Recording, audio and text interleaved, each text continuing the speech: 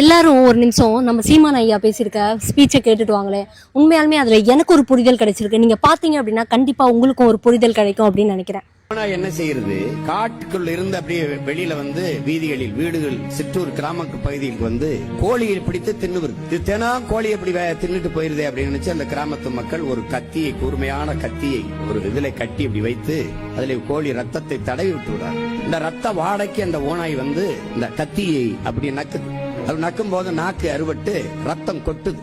அப்ப ரத்தம் வர வர மேலும் மேலும் மேலும் மேலும் சுவைத்து சுவைத்து நக்குது. தன் ரத்தத்தையே தெரியாது சுவைச்சு சுவைச்சு அப்படியே சாப்பிட்டுட்டே இருக்கு. கடைசியா மொத்த ரத்தம் சிந்தி செத்து போகுது. அப்படிதான் என் மக்கள் இந்த ஓனாய் கத்தி மாதிரி இந்த இலவசத்துக்கு ஆசைப்பட்டு, அது உங்க ரத்தம் தான், அது உங்க காசுதான், 5000 ரூபாய் என்றால் 6800 கோடி இழக்கிறது அரசு. அரசு காசிலே ஒரு கட்சி தனக்கான வாக்கை உறுதி செய்கிறது. இது எவ்வளவு பெரிய கொடுமை, எவ்வளவு பெரிய கொடுமை.